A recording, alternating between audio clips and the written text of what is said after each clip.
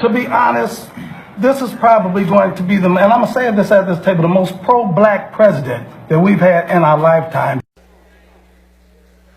So had that asked me, I would have said, before you praise this president for being pro-black, before you praise this president for caring about ethnic communities and marginalized populations, do your homework. Well, some of y'all didn't do your homework. They didn't do their homework. So let me tell you just a little bit of research, not just him personally, but also some of his policies. Perhaps before they went and sat at this table, they should have done their homework. Because if they had done their homework, they would have known that President Trump has ramped up mass incarceration by instructing Attorney General Jeff Sessions to revitalize the war on drugs. They would have known that of the 87 picks for federal judges, 85 have been white and just one has been black and one has been Hispanic. They would have known that President Trump supported the Department of Justice engaging in unlawful voter purges, making it difficult for blacks to go and vote. They would have known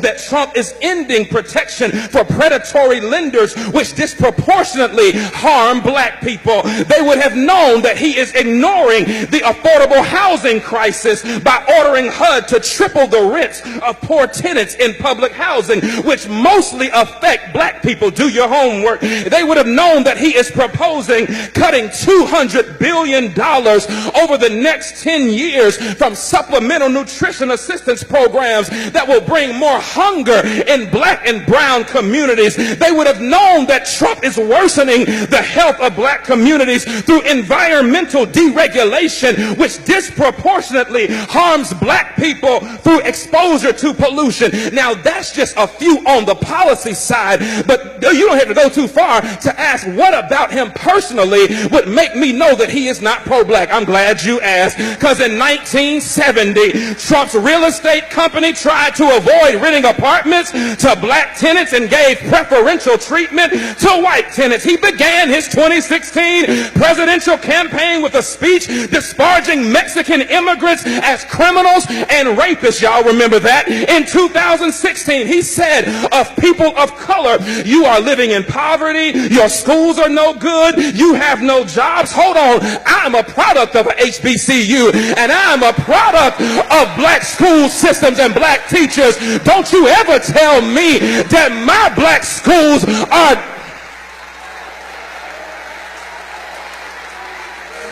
Hold on, I ain't done. He says you have no jobs, so what do you have to lose from electing me? In 2017, Trump said 15,000 recent immigrants from Haiti all have AIDS, and 40,000 Nigerians once seeing the United States would want to go back to their huts in Africa. He spent years suggesting that the nation's first black president was not a citizen of these United States. He called Puerto Ricans who's criticized his administration's response to Hurricane Maria. He called them politically motivated ingrates.